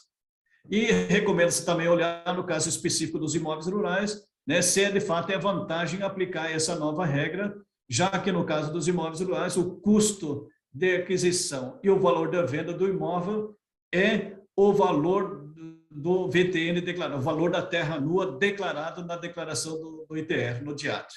Então, os imóveis rurais também já têm uma regra específica na legislação, de maneiras que recomenda-se verificar numa situação dessas se de fato a nova regra é vantajosa ou não. Mas a minha dúvida, professor Davi, como empreendedor, né, diante desse mundo cada vez mais VUCA, né, cada vez mais ambíguo, cada vez mais volátil, incerto, em que as crises elas acabam se sobrepondo umas às outras, né? Nós nem sequer saímos de uma crise e já somos acometidos por outra crise. Como é possível as empresas se beneficiarem desse cenário de caos, né? Como as empresas, primeiro, como se planejarem num cenário desse, de tamanha incerteza, tamanha volatilidade, e, além disso, então, como se beneficiar desse cenário de caos, né? No mundo dos investimentos, se fala em investimentos antifrágeis, né? Sejam investimentos descorrelacionados, ou seja, quando vários ativos apresentam volatilidade, queda de valor dos seus ativos, os investimentos antifrágeis, e aí se cita o ouro, o dólar ou outros investimentos alternativos, acabam se valorizando em cenários de caos, né? É possível a gente trazer essa teoria e aplicar no âmbito dos negócios também? Obrigado, doutor Rubio, pela provocação, muito apropriada. Sim, é possível, né? Afinal de contas, a empresa precisa proteger-se, né? Claro que o objetivo da empresa principal é gerar valor, né? Gerar valor para os suas partes interessadas, não só mais o acionista. Falávamos no começo da reunião que a empresa sustentável é aquela que gera valor pelo menos para 4 partes fundamentais, né? A sociedade, acionistas, clientes, colaboradores. Porém, em momentos de cenários de muita incerteza, a precaução, né? A proteção ao caixa, a proteção em ativos de menor risco, né? E muitas vezes investindo no próprio negócio que ela conhece, que ela domina, é fundamental. Mas a primeira parte da sua pergunta, eu queria me ater a ela, porque eu acho que ela é de extrema, vamos dizer assim, é um terreno fértil para uma reflexão. E eu vou conectar com uma parte da brilhante explanação do Dr. Luiz, quando ele colocou em algum momento assim, olha, talvez essa mudança de cenário, né? Eu estou colocando talvez, mas é quase o que eu estou arriscando assim, certamente vai deixar nosso país menos atrativo para o capital, ou vai deixar o empresário pensando não 2, mas 5 vezes antes de continuar a investir aqui dentro. De fato, quando a gente vê o aumento de alíquota de 34% para 49%, eu digo, puxa vida, tem outros investimentos, outra forma de eu buscar valor do que esse na empresa, onde eu corro risco constantemente, onde eu tenho que constantemente estar planejando, me preparando, onde eu estou num ambiente muito volátil, para, ao final, eu ter uma tributação de quase 50%. Né? Isso é um dado, é um fato. Mas vamos olhar outro fato também. Todos, né, mesmo aqueles que não acompanham Bolsa de Valores, mas é só abrir aí as mídias e todos os dias estamos vendo IPOs, né, ofertas públicas de empresas que estão indo ao mercado, abrindo seu capital, com superação de investimento, né, com book and builds aí, que é aquele livro inicial de quanto que a empresa está sendo valorada, né, pelo mercado, sendo superado, sendo no valor máximo. Será que todos os atores desse mercado, que tem ali analistas profissionais, que analisam cenários de longo prazo, que analisam circunstâncias, estariam malucos, né? Estariam cometendo um erro com seus investidores, estariam supervalorando o mercado? Não sei. De fato, nós estamos vendo uma bolsa aí que superou 120 mil pontos, hoje caiu um pouquinho, mas daqui a pouco 126, ou seja, pouco tempo atrás nós estávamos com uma bolsa a 80 mil pontos, 60 mil pontos. O número de empresas abrindo capital, o número de pessoas investindo em empresas, ou seja, estamos de fato experimentando uma situação que não tem uma resposta fácil. Né? Por um lado, uma ameaça de o capital não ser atrativo, por outro lado, o que está se experimentando no mercado aberto é um crescimento, uma pujança, tanto do lado de oferta quanto do lado de investidores. Então, o que se pode concluir disso tudo? Né? O governo ou os governos vão estar cada vez mais tributando porque precisam financiar-se, porque precisam ter capacidade de atender programas sociais, porque precisam, enfim, promover a distribuição de renda. Isso é verdade. E, ao mesmo tempo, nós temos empresas que precisam continuar existindo, que precisam continuar sendo atrativas ao capital. Aí é o desafio. Então, a resposta melhor que eu encontro é conhecimento, atenção constante, buscar os melhores profissionais para lhe assessorar na tomada de decisão, um planejamento que não tem uma validade, como eu falei no começo, por muito tempo. Ele é um plano, o plano é fazer o plano constantemente, ou o plano é revisar o plano constantemente. Ou seja, planejamento estratégico como um processo da organização. E aí inclui-se aí plano tributário, plano de pessoas, plano de investimento, plano de desenvolvimento, constantemente. Foi-se o tempo em que você tinha um negócio simples ou simplificado. Aliás, para fazer aí parafraseando o Dr. Luiz, né, vai acabar o simplificado, o presumido. Agora nós vamos para o real. Então, eu acho que essa é a melhor resposta aí que nós temos, né? É um momento de realmente que se exige profissionalismo, atenção constante, capacidade de refazer e plano. Ter um bom plano, não a forma tática, né? Ah, que se acontecer isso, eu corro aqui. Aí você tem a chance de errar e de perder muito mesmo. Ok? Obrigada, professor. Tenho mais algumas perguntas aqui no chat do Dr. Luiz. Vou passar a primeira. Dr. Luiz Alberto, as operações de exportação sofrerão alguma alteração nessas propostas de reformas na tributação? As exportações não serão afetadas, né, porque é um princípio bastante importante, quer dizer, o que se busca, né, é a tributação no destino. Então, por isso que a regra é você não tributar a exportação e sim tributar a importação. Tá?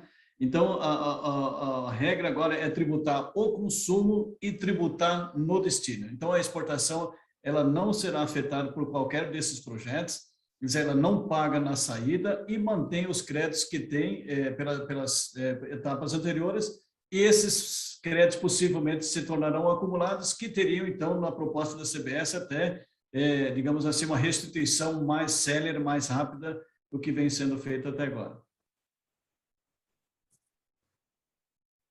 Essa pergunta foi do Pedro Leão Bispo. Doutor, ainda falando da reforma, o Bruno pergunta, dos projetos que estão tramitando no Congresso, talvez fazendo um exercício de futurologia, em qual deles o senhor colocaria suas fichas?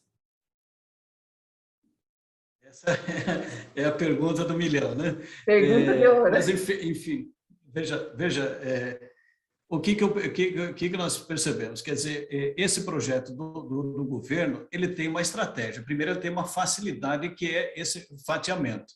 Então, o fatiamento, quer dizer, você tramita com mais facilidade, as matérias são transitadas em específico, uma pode vir antes da outra, enfim. Então, existe uma estratégia. Eu acho que a proposta do imposto de renda, ela digamos assim, a mais atraente, a que interessa mais ao governo, que precisa arrumar dinheiro. Entendeu? Tanto assim que ela está mais em voga, ela já tem sido conduzida melhor, com mais atenção na Câmara dos Deputados. Eu acho que essa proposta ela tende a caminhar. Mas é a proposta que também está sofrendo forte rejeição, forte contestação por parte dos contribuintes. Ontem mesmo, várias entidades bastante representativas, mais de 20 entidades representativas, assinaram um manifesto no sentido que esse projeto fosse completamente colocado de lado, né? Que ele realmente não teria nada de importante nesse projeto. Mas acho difícil isso prosperar. Devemos ter adequações, mas alguma coisa vai andar nesse aspecto, né? A questão da CBS, ela é um pouco mais difícil, mas o governo também adotou uma estratégia de só contemplar, na realidade, unificar o PIS e COFINS, mas a discussão que precisa ser feita em relação aos demais tributos federais e também os estados e municípios, porque a reforma tributária, para ser realmente produzir algum efeito nesse aspecto, ela teria que contemplar todos esses tributos. Mas é uma discussão um pouco mais difícil, eu não sei se o Executivo tem tanto interesse nessa matéria. Então, sei que é possível fazer um exercício, eu acho que o que está bastante em discussão, mais madura, que gera mais interesse, é a tributação do imposto de renda. Porque nós estamos num cenário que as contas públicas estão em uma situação bastante difícil, nós estamos num ano de reeleição, enfim, então precisa buscar dinheiro. Eu acho que essa hipótese do imposto de renda, nós temos algumas alterações no imposto de renda, certamente elas virão. Obrigada, doutor. Tem uma pergunta também do Luiz Flávio. Luiz coloca assim: fiquei com uma dúvida sobre a questão da isenção de imposto no mercado acionário, que era para transações até 20 mil mês, beneficiando, em tese, pequenos investidores. Na reforma, não terá mais essa isenção? Pelo que eu deduzo da reforma, não, né? Quer dizer, na verdade, vai ter uma unificação de tributação em 15% de todas essas operações, em bolsa, né? As obrigações, as aplicações em renda fixa, né? Que vão ter, hoje nós temos alíquotas progressivas, vai ser todas elas em 15%, né? Os fundos abertos também sofreriam uma tributação de 15%.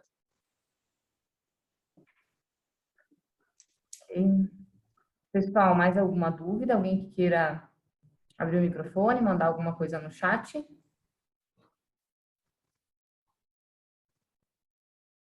Professor Davi, então deixa eu aproveitar esses minutos e fazer uma pergunta.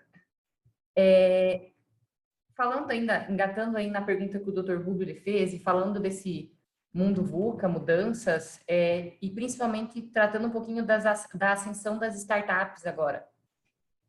Quando nós estamos falando de empresas já sedimentadas, né? Então, diversos casos que estão aqui presentes, quando a gente já está numa empresa e, diante de tantas mudanças, surgem novas oportunidades e muitas vezes em mercados diferentes do que a empresa está atuando hoje. Quando nós estamos falando de questões tecnológicas que se enquadram aí numa possível startup, existe alguma indicação se o ideal seria a empresa daqui a pouco tratar essa nova solução, um novo produto, nova atuação no novo mercado por meio de uma startup ou por meio da própria organização? Boa pergunta, Melissa. Realmente é um dilema, né? Responder depende de caso a caso, né? Se a empresa tem capacidade de praticar dentro de casa as competências que são exigidas para uma startup, que é basicamente o que eu mostrei da estratégia ambidestra, né? Você ter competência de explorador, de empreendedor, de correr risco, de ir para o inusitado, de errar e voltar e fazer de novo e acertar, de não buscar métricas de resultados de empresas maduras ou sólidas para uma empresa que está nascendo. Se você tem condições de praticar isso dentro da própria empresa, excelente. Por quê? Porque você vai se servir daquilo que a empresa já tem, da estrutura que ela pode prover, né? E vai ter a possibilidade de nascer novos negócios da própria empresa. Agora, é muito difícil, né? Não é uma prática fácil, tanto que as empresas que conseguiram fazer isso começaram a fazer as mudanças pela arquitetura organizacional.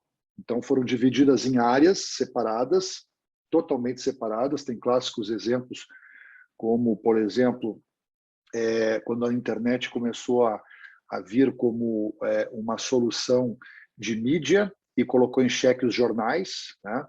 Então, um jornal muito famoso nos Estados Unidos, chamado USA Today, ele separou, né? Fez uma área só de internet, de jornal eletrônico, e o pessoal do jornal tradicional. E eles sentiram a dificuldade, porque o pessoal da internet era discriminado, né? Não era considerado jornalismo sério, não tinha credibilidade, e o jornal precisava dessa credibilidade justamente para entrar nessa nova forma de divulgação de comunicação, né? O que foi feito? Só resolveram isso quando houve uma alteração na gestão, né? E a gestão definiu que internet não era uma onda ou modismo, né? Que o setor de internet fazia parte do próximo nível de crescimento da organização. Que o principal produto do jornal não era o jornal, mas era a informação, né? Informação com credibilidade. Então, só que eu estou contando de forma resumida um caso real, né, que aconteceu há muito tempo, mas que serve como exemplo para nós, de uma dificuldade de você mudar uma cultura da organização com aquilo que é startup, que é aquilo que é novo. Quando a empresa não consegue fazer essa alteração, né, porque ela não consegue fazer essa mudança de arquitetura organizacional, que ela não consegue mudar essa cultura a tempo, ela precisa separar de fato, né? E aí ou ela compra, ou ela investe, ou ela cria uma organização startup totalmente desvinculada, né? Qual a melhor estratégia? Não tem, depende de caso a caso, tá?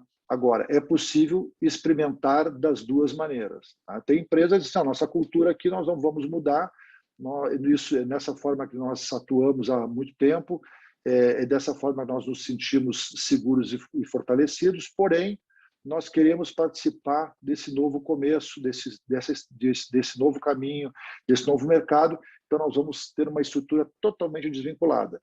Ok, você resolve aparentemente essa questão, porém você deixa de ter dessa nova estrutura se locupletar da reputação, vamos dizer assim, do sistema ou da própria estrutura que poderia ajudá-la a ter etapas iniciais melhor ultrapassadas. Mas aí depende da situação. Tá? Ok, entendi. Obrigada, professor. Mais alguma pergunta? Algum questionamento? Eu gostaria de contribuir um pouquinho, fazendo um questionamento para o Dr. Luiz em relação ao projeto de lei aí da CBS, talvez para também trazer um pouquinho para dimensionar aí para os nossos clientes e para os empresários, os contadores, os desafios que nós teremos em essa proposta de reforma tributária aí, virando a chave, vindo a ser implementada, doutor Luiz, com o desafio de que ela seria aí uma alíquota de 2% sobre o faturamento e que entraria em vigor 6 meses aí após a sua publicação. Ela viria com uma proposta de unificar o PIS e COFINS, mas de acordo com as reformas, ou com as propostas de reforma, ou até mesmo com as regras aí em termos de legislação e de instituição de tributos, nós passaremos a ter, o empresário, o contador vai ter que conviver com um regime misto por um determinado período, de modo que ele vai ter uma aplicação da regra atual, que já é uma regra complexa e tem suas particularidades, trazendo por um período essa regra da CBS, tendo que conviver com a regra antiga para depois ter essa virada de chave e passar a ter a CBS, como que isso iria funcionar, se isso é no âmbito de alguma coisa da própria projeto de reforma que estaria sendo tratado. Enfim, acho que para dimensionar um pouquinho dos desafios tributários, de um dos desafios tributários que a gente tende a ter aí com essa proposta, né? Obrigado, Marta. Na realidade, assim, Marta, esse projeto da CBS, ele não prevê um período concomitante, né? Quer dizer, porque ele simplesmente trataria da unificação do PIS e da COFINS, ou substituiria o PIS e COFINS. Então, ele entraria em vigor, quer dizer, vai ser aprovado, seria aprovado o projeto de lei, ele entraria em vigor em 6 meses, em 6 meses seria o período que as empresas teriam para fazer adequação de sistemas assim por diante. Quer dizer, sai PIS e COFINS, entra essa nova contribuição. O projeto, a emenda 45, né, que criava o IBS, ele tinha essa ideia de fazer um período de transição. Como era uma proposta que também abrangia os tributos estaduais e municipais, tinha então uma regra de transição longuíssima, que seria de 10 anos, quer dizer, nesse período então, as empresas teriam que conviver com os dois regimes, quer dizer, paulatinamente o sistema antigo ia saindo e o novo progressivamente ia entrando. Então, realmente eu acho que seria uma regra e é uma forte crítica que se fazia a esse projeto, porque as empresas teriam que conviver com dois sistemas complexos e assim por diante. Quer dizer, isso seria praticamente insuportável, né?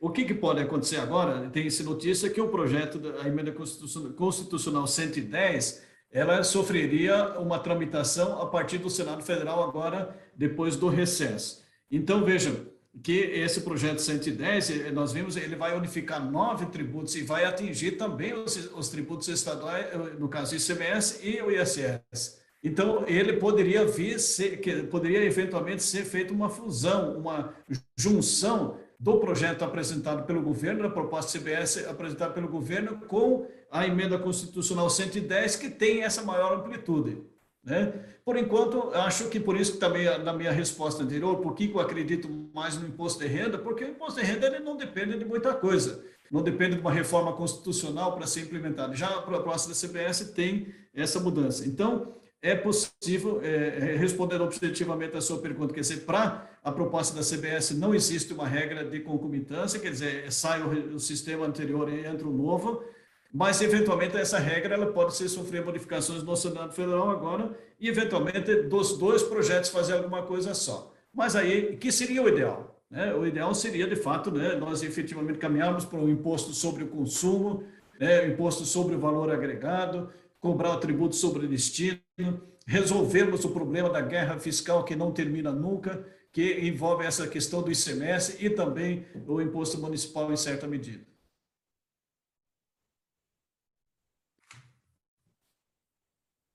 Obrigada, doutor. José, você quer fazer uma pergunta? Sim, complementando ali o que o doutor mencionou ali, e nessa resposta ali dessa tramitação dessa reforma ali que levaria 10 anos, a minha pergunta seria no sentido de, que nem o doutor menciona, o ICMS, o ISS, eles são legislados por âmbitos diferentes, né, da União, que é pelos estados e municípios, e tudo isso teria que passar por uma adaptação, até mesmo de questões de fiscalização e tudo mais. E observando, né, como o senhor menciona, essa guerra que há, né, hoje entre os estados, que ocasiona indiferença de alíquota em outras questões também relacionadas ao ICMS, como o senhor vê isso na sua opinião, assim, da unificação desses impostos? De fato, José, esse é o desafio que se impõe, né? Veja, por isso que essas propostas, elas contemplam ter um comitê gestor nacional, né? Porque ele passaria a cuidar dos interesses de tributos federais, dos estados, Distrito Federal e também dos municípios, então teria que ter uma coordenação nacional, uma fiscalização única, enfim, né? Então esse é o desafio. E aí que existe, digamos assim, o receio de todos esses entes, quer dizer, concentrar essa arrecadação, o poder de fiscalização, tudo num ente só, e os demais ficarem na expectativa, é que gera um certo receio em relação ao que poderia acontecer em relação à receita hoje dos estados e municípios, que hoje cada um, né, domina, enfim, tem um poder de legislar sobre isso e tal. Então, esse é o desafio da criação do imposto único, né, e especialmente num país continental como o nosso, com estados tão diversos, com realidades econômicas, sociais, né, tão distintas, diferenças tão aprofundadas. Então, esse realmente é o grande desafio dessa discussão toda. Por isso que a proposta da CBS, do governo federal, ela não está entrando nessa bola dividida nesse primeiro momento. Ele quer unificar o PIS e COFINS, e já tratou de segurar uma boa fatia para ele, que seria uma alíquota de 12%, para ver se a discussão começa a andar. Né? Mas, do ponto de vista, nós temos que fazer, se nós quisermos realmente encontrar um sistema tributário mais racional, que realmente enfrente essa questão da guerra fiscal, de fato, nós temos que enfrentar esses problemas que você levanta, essas situações que você levanta, e a gente precisa dar uma solução para essa situação.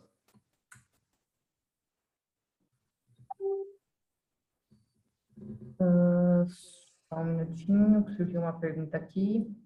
Vou fazer mais essa pergunta que saiu no chat. Doutor Luiz, sobre a tributação de lucros e dividendos, com tantas empresas ofertando IPO, na sua opinião, as empresas podem sofrer com a falta de investimento externo na Bolsa, sendo que todos os lucros obtidos serão tributados? Sem dúvida, né? Isso que é a crítica que se faz, né? Quer dizer, as empresas, todo o planejamento de abertura de capital, assim por diante, investimentos, ou mesmo investimentos no nosso país, eles são feitos, evidentemente, com base nas regras existentes, que se pressupõem estáveis e assim por diante. E aqui nós vamos ter realmente uma mudança muito significativa, muito abrupta. Então, certamente esses planejamentos eles vão ser afetados, vão ter que ser revistos e certamente vão ser, muitas coisas não vão acontecer simplesmente porque perde a atratividade, né? Porque essa tributação realmente ela se torna bastante pesado. Nós já temos na pessoa jurídica uma carga tributária alta, mas essa tributação dos dividendos realmente torna desinteressante para o investidor. E o investidor, ele vai sempre avaliar onde é mais conveniente, onde é mais vantajoso ele investir. Então, essa conta realmente vai ser refeita. Ok.